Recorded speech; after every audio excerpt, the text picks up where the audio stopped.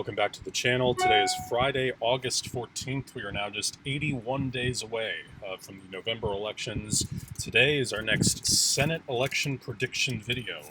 Now, obviously, as we keep making these videos, the presidential election videos, the Senate election videos, it's important to remember and to remind everybody that these things change pretty much every single day. And so even though we may not see a change in a specific characterization of a state, it is worth mentioning that these polling averages and who's necessarily got the upper hand and some of the momentum in each state can literally change every single day. So let's get right into it. Again, 35 seats are currently locked up for the Democrats, 30 are locked up for the Republicans. So the balance of power is up. Remember, as of now, though, it's still a Republican majority, 53 seats to 47. So the Democrats, again, just setting it up for you, need to flip a minimum of 3 seats and a minimum of 3 seats, and they potentially need to flip as many as 5 or more in order to get the majority. So let's get right into it. In the state of Alaska, we've mentioned before how strangely this state so far is showing some kind of backwards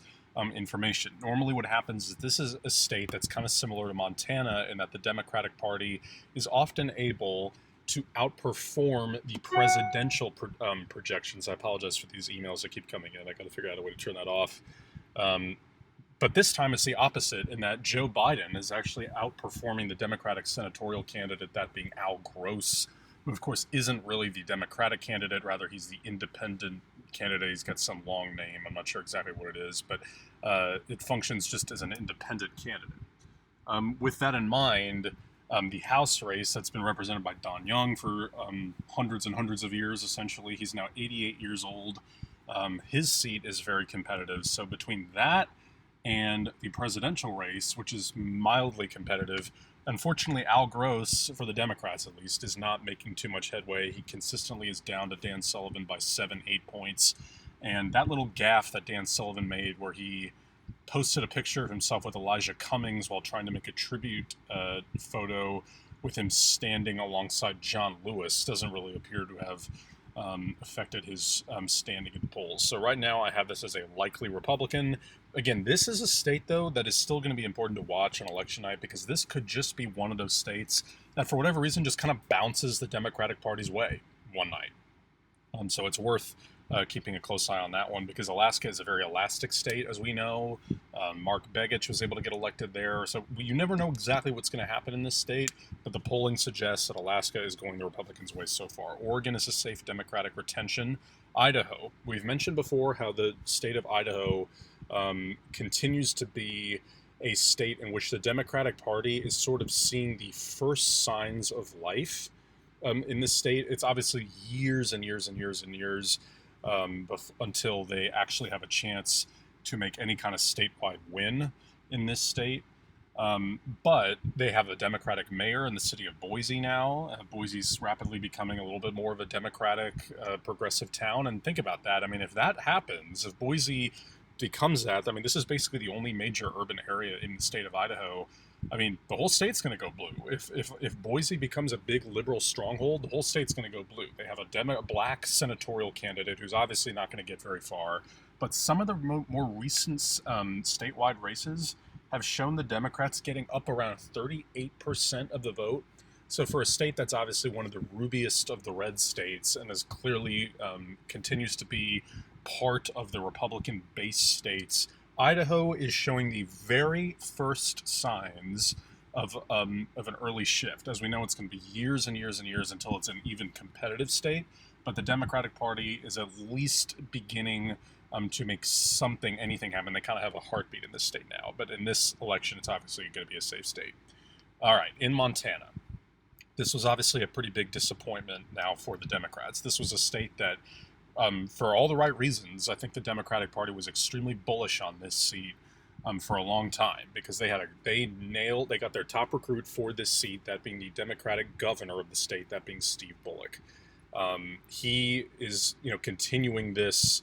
Right now, the Democratic Party, the Democrats have had the governorship in the state of Montana since the year 2000. Okay. And this time around, it looks like that's finally going to change. It looks like so far Greg Gianforte is defeating Mike Cooney, who's the lieutenant governor of the state of Montana. Now that's very interesting because, as we've seen before, Steve Bullock just has a certain way about him, which is, he was able to win re-election as governor of the state of Montana the same year that Donald Trump won in the state of Montana by over 20 percentage points. So clearly Steve Bullock is an extremely liked and popular figure in the state of Montana, and so you'd figure, well, that obviously means he's going to perform very well in the Senate, right? Well, early on, he was defeating Steve Daines early on. Now, however, Steve Daines has really turned this race around, and the betting averages now have Steve Daines at around 58, 59 cents a share, or I think it's a little lower than that. I think it's 56 cents a share. But that gives you a sense of where people think this race is going. The most recent poll, it's a hard state to poll, but the most recent poll had Steve Daines leading Steve Bullock by about 6 percentage points. Furthermore, Mike Cooney, who's part of the same administration, who's about as close a figure to Steve Bullock as you can find, is also losing to Greg Gianforte. So that would suggest to me that people are maybe slightly tired of that administration or looking for a little bit of a change. The Republicans are also leading in the House race there. So the Republicans are looking solid in the state of Montana right now, but I'm still only going to label this as a tilt Republican because Steve Bullock, as we know, is still, even if the popularity is starting to wane a little bit, he's still a pretty beloved figure in the state of Montana, and there's still 80 days left, okay? 81 to be exact, and that's enough time for Steve Bullock to make a real push and begin to turn this thing back towards his column. And even if Steve Daines wins, which I expect him to at this moment in time, he's only going to win by a couple percentage points. This is not, this is still a very close race, a very competitive race, and one the Democrats still have a real shot to win. Wyoming, safe Republican state. Colorado is obviously one of the major Democratic pickup opportunities. It's been pointed to throughout these 4 years of the Trump administration as one state that the Democratic Party feels it very confident that they're going to flip. Cory Gardner is sort of the last vestige of Republican politics in the state of Colorado. Remember, John Hickenlooper relinquished his office as governor to run for president very briefly. That run didn't go anywhere. He shifted gears and became the Democratic Senate candidate in the state of Colorado. The Democrats obviously got their top recruit to challenge Cory. Cory Gardner was already a pretty vulnerable Republican in this state, and the Democrats got the best person they could have hoped for. A very popular governor while he was governor of Colorado, very popular even amongst moderate Republicans. He's sort of known in political circles as a conservative Democrat. Remember, for a little while there was through word of mouth, it was kind of known that he was being floated as a potential running mate alongside John Kasich, like a sort of a mixed ticket. He and the former governor of Ohio, the former Republican governor of Ohio, John Kasich, and that the two of them would run for president against Donald Trump. Obviously, that never materialized. But Colorado appears to be a state in which the Democrats have basically a shoe-in for this Senate seat. The Republicans have still, they're still going for it here. They're still pouring in a lot of resources to defend Gardner and to try to keep that seat. But as of now, it sure looks like Colorado is going the Democratic Party's way. The most recent poll had Hickenlooper only up by 6 points. So I'm going to label this a likely Democratic pickup. And I think it's possible that Cory Gardner is going to get a bigger percentage of the vote than people think. I think he will get over 45%. But that doesn't mean that it's like there are two different forms of characterizations. There's one where it's the actual margin that you're characterizing, and the other is whether or not you actually think the race is going to go one way or another. And then so that is sort of the reason for the likely characterization. I think it's quote unquote safe that this will go Hickenlooper's way and the Democrats' way, but it still is like a little bit closer than that in certain respects. New Mexico, easy retention for the Democrats. Ben Ray Lujan is going to win that open seat. Now, in the state of Arizona, this is obviously kind of in the southwest portion of the country, that other state that the Democrats are pretty confident they can win. Martha McSally has had a pretty turbulent tenure in the Senate. Okay, she lost in 2018. That was Jeff Flake's seat that he let go of, and she lost that election to Kyrsten Sinema. Okay, that was a big flip for the Democratic Party. They flipped 2 Senate seats. The other was in Nevada after losing 4. Those being, as we've broken down before, North Dakota, Indiana, where are you there? Missouri, and Florida. But they were able to get a flip in Nevada and a flip in Arizona, and Kyrsten Sinema was a big flip. Arizona has shifted dramatically in just the last couple of years. It was a lot closer than people expected in 2016. Only about 3 percentage points. Donald Trump only won the state with a plurality of the vote, meaning he won it, but with less than 50% of the vote. Okay, just as he did in a number of important swing states. Secondly, as of 2018, there are now more Democrats in the U.S. House of Representatives from the state of Arizona than there are Republicans. There are also some gains in the state legislature from the state of Arizona. That was big. And this other Senate seat is thoroughly in the Democratic Party's column right now. Mark Kelly, the veteran, the former astronaut, husband of Gabrielle Giffords, is way ahead in the polling against, guess who? Martha McSally, who was foolishly appointed by Doug Ducey, the Republican governor, and basically gave that seat up to the Democrats, if you ask me. He appointed somebody who could not have been more vulnerable. Martha McSally is deeply disliked in that state by both parties, and she is really getting pounded by Mark Kelly. So I expect this state to go Democratic. Again, as we've talked about over the last 10, 12, 14 days, the polls have narrowed up just a little bit. It's been a better 2 weeks for the Republican Party, but they're still losing across the board. It's not like we've really seen them, quote unquote, winning anything. There have been some better signs for them in North Carolina, which we'll get to later. But as of now, Arizona, I'm actually going to label this safe right now. Okay, because I think they're going to win this on the presidential level. I think, their House races were very indicative of where this party stands right now. And at the end of the day, I pretty much expect the Democratic Party... right now, I pretty much expect the Democratic Party to pull this out on the senatorial level as well. So there's 2 pickups for them. South Dakota, as we've talked about before, the Democratic Party in the state of South Dakota is very successful. But right now, given the political climate, Mike Rounds doesn't even really have a serious challenger. Nebraska, same with Ben Sasse. Now, in Kansas, this was a big sigh of relief for the Republicans. It basically gives them one less state to worry about. Remember, Chris Kobach, who... Again, I'm not going to make a political statement here. I've been very consistent in letting my viewers know that, to not disclose any personal beliefs that I have. Obviously, I'm entitled to certain opinions and certain beliefs and, align with certain politicians on certain issues. But again, you do not have to be a Republican or a Democrat, an independent, a libertarian, whoever you are, to accept that Chris Kobach was basically engaging in some overt racism when he was running for governor of Kansas. Okay, you don't have to disclose what party you are, but it's kind of important to disclose, that, and it's important to just not be a racist. And Chris Kobach, I'll unapologetically say, was quite a turnoff to a lot of people in Kansas for that exact reason. That's why he lost to Laura Kelly. And that was, a completely unforced error on the part of the Republican Party. They basically gave up a governorship because they nominated a candidate for the seat that was unelectable. Okay, Kansas is a very red state. And then he threw his hat in the ring again. There's a Senate race here this year, as we know. We've talked about it before. It's between him and the Representative Roger Marshall. And a big sigh of relief for the Republicans was that they were able to defeat Chris Kobach in that primary, and rather comfortably as well. So Chris Kobach went 0 for 2, losing in the governorship and losing in the primary. And again, I'll just put it this way. I was happy to see that. But Roger Marshall, and what has been a good sign for the Republicans, is so far defeating Barbara Bollier, who's a good candidate for the Democrats because she's a former Republican. And if a Democrat is going to win in the state of Kansas, you better have some Republican votes on your side. And you better have some ties with the Republican Party. It kind of needs to be an uneven playing field, I'll put it that way. The reason Laura Kelly was able to win, yes, she did run a good race, and she had a very good fundraising record, but the real reason she was able to actually pull out the race and not just make it close was because of Chris Kobach. And so Barbara Bollier is kind of a similar figure in that she has ties with the Republican Party. You're going to have some Republican voters who are going to side with her because they trust her, they like her, even though she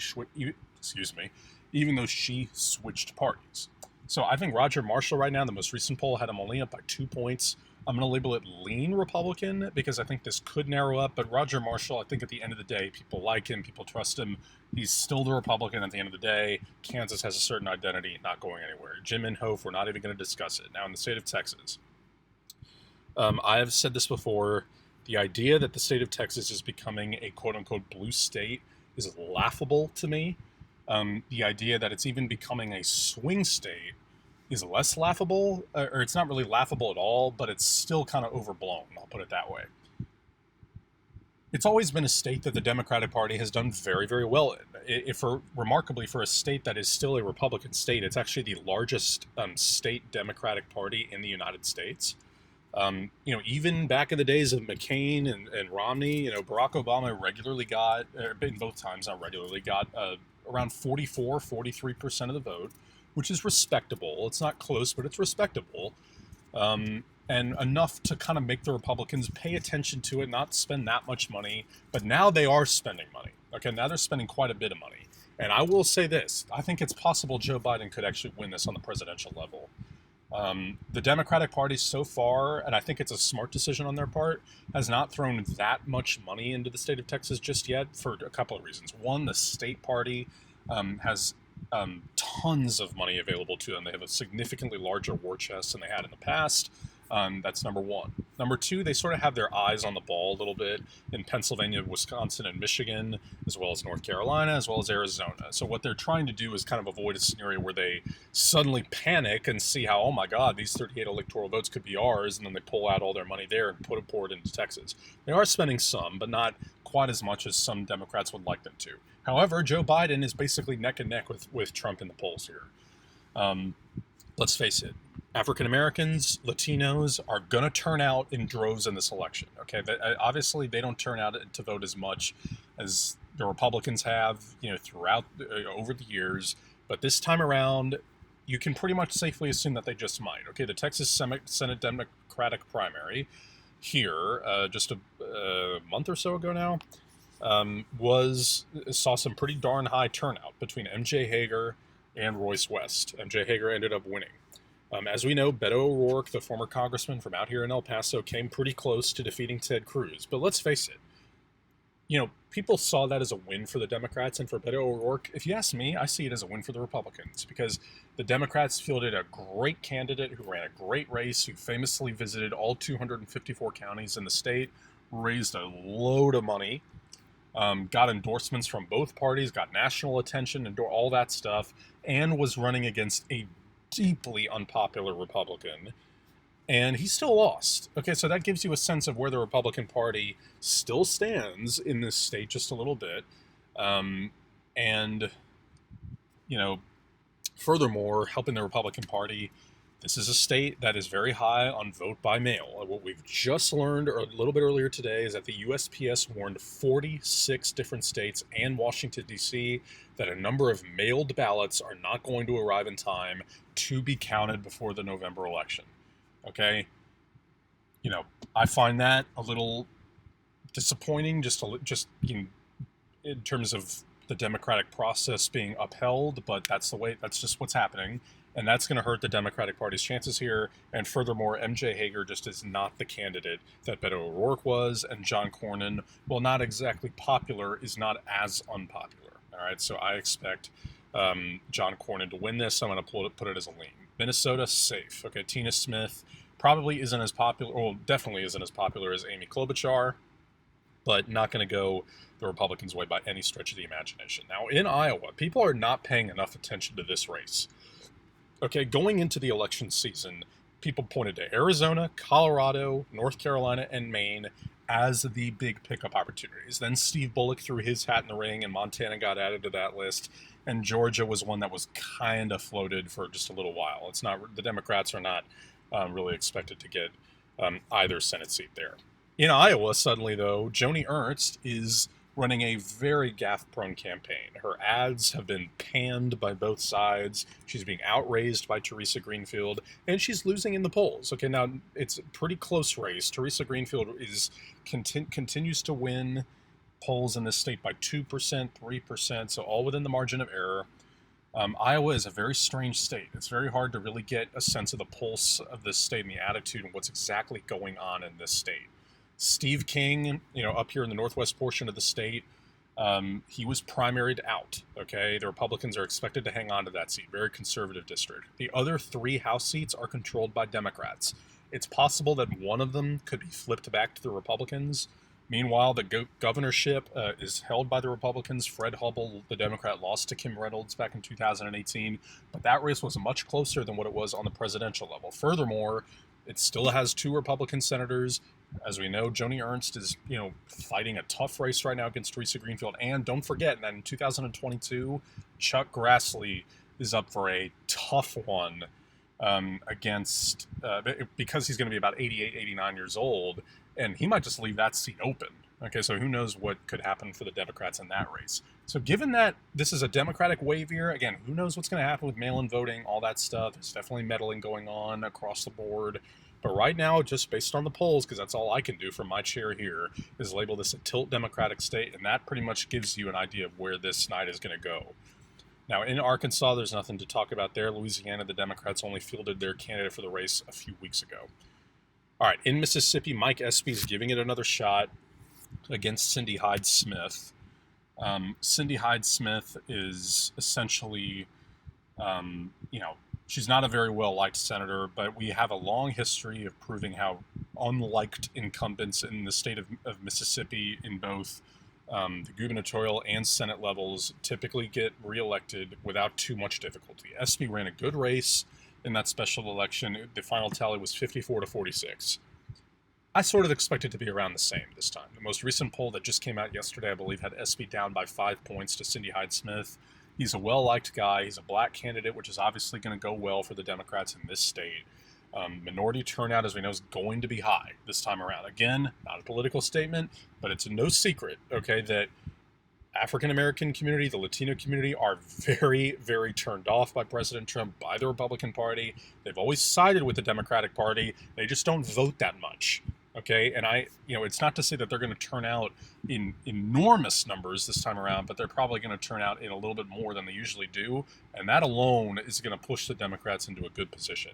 But as of now, I still have this as a likely, as a likely for the Republicans. Now in Alabama, I'm not, unfortunately for the Democrats, Doug Jones is going to lose.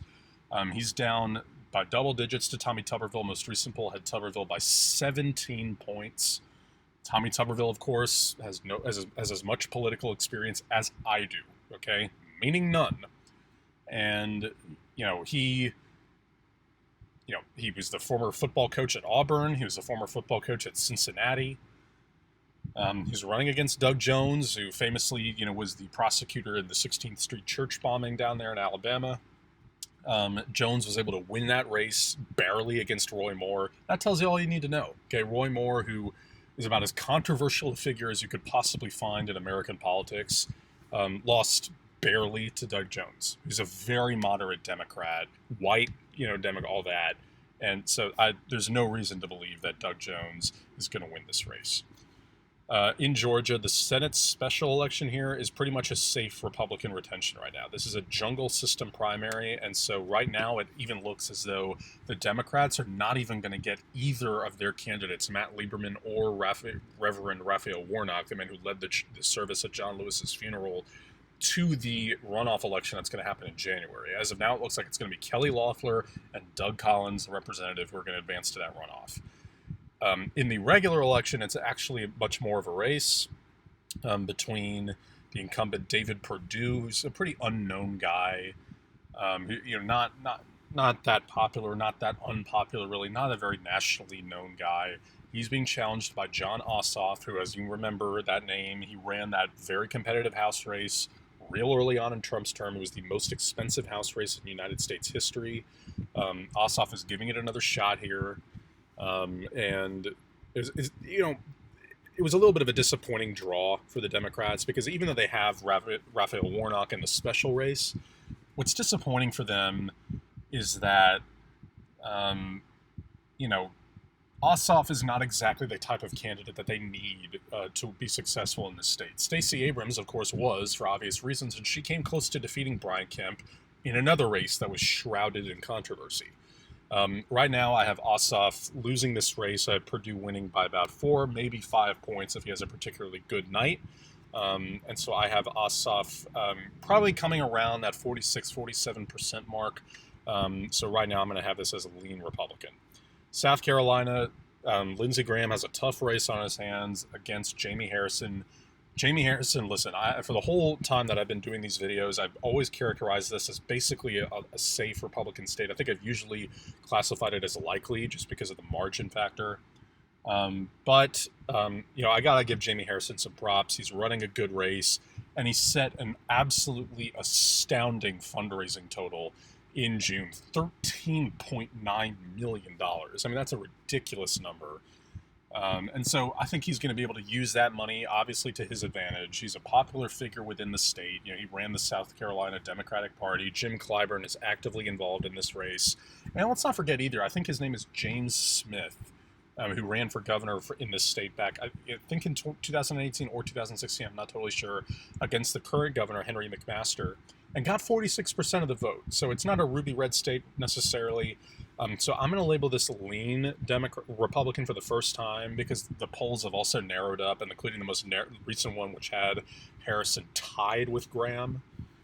So I think Harrison will make this a closer race than people expect. In fact, I even think he'll get to the 45% mark, but let's face it, Lindsey Graham's going to still win. Tennessee, nothing to talk about here. Kentucky, people need to stop acting like Mitch McConnell has any shot of going down against Amy McGrath. For a while, Amy McGrath was another one of these big fundraising superstars, but there have been a lot of reports that have come out of that campaign of a lot of, poor organization within the campaign. The polls have been very bad. Now, I will say this. Obviously, the Democratic Party was able to get the governorship, and that Andy Beshear defeated Matt Bevin in a very close race. That's not going to hold. The Republicans are going to get that seat back pretty soon. Rand Paul's up in 2022. He's going to win. I will say this, though. I think Amy McGrath, even though it's very, I can say basically certainly, with a degree of certainty rather, that she will lose. But I do think she will make it closer than people think, because what we have seen is that in a number of polls that have been done in this state, they have it's like a two-part poll in which it's just the raw poll, with the question, who are you voting for? And then after that, the participating voters are made aware of the fact that Amy McGrath supports term limits. And upon being made aware of that information, her support amongst those voters increases sharply. Okay, because that's been something, as we know, Mitch McConnell is deeply unpopular in this state and nationally. I think term limits would be a factor there because people are kind of sick of him. He's been around since the Stone Age. So I think Amy McGrath will crack 40%, maybe 42%. If she has a really good showing, maybe 44%, but she's going to lose, and as a result, it's going to be a safe state. Okay, in the state of North Carolina, fascinating state here. There's so much going on in this state in November. There's obviously this is a swing state. This is a total swing state on the presidential level. Joe Biden and Donald Trump. I mean, this is basically on a knife's edge. You couldn't get it any closer than it is in this state right now. That's 15 electoral votes. If Donald Trump loses that, given the state that he's in Michigan, he's down in Wisconsin, he's down in Pennsylvania, he's down in Arizona, he's really considerably down in Florida, and he hasn't locked up Georgia yet, he hasn't locked up Iowa yet, and who knows what's going to happen in Texas. I mean, that gives you a sense of the state of this race. So that's one thing that's happening. There are 2 House districts in the southern portion of the state along the South Carolina border that are expected to flip from Republican to Democrat, and that's a very big piece of the puzzle this time around for the Democratic Party, because they still have a reason to believe that they can expand their majority in the House of Representatives, which would be quite an achievement for them to have the majority and increase it. That doesn't happen that much. It'll happen in the Senate sometimes, but it doesn't often happen in the House of Representatives that way for either party. So that's all going on. Also happening is Roy Cooper, a very popular Democratic governor, one of the only Democrats who's able to win a statewide race in a state that Donald Trump won in 2016. He is up against Dan Forest, a Republican challenger. Roy Cooper is going to win that race, I can say with certainty. Even the far-right Republican leading polls like OAN, Gravis, Rasmussen, all those pollsters have Roy Cooper leading, some of them even by 10 points against Dan Forest. His approval rating is sky high. He's going to win. All those things added up is why I think Cal Cunningham, the veteran, is positioned to defeat Thom Tillis, in 2020. Thom Tillis defeated Democrat Kay Hagan back in 2014. That was part of that big Republican wave year that ended up helping them flip the Senate from blue to red. Right now, Cal Cunningham not only is far ahead of Thom Tillis in the polls, similarly to Roy Cooper, he leads, and even Rasmussen, all those pollsters, he leads. but also the fact that the popular Democratic governor is up, the House districts, and a popular presidential race happening here.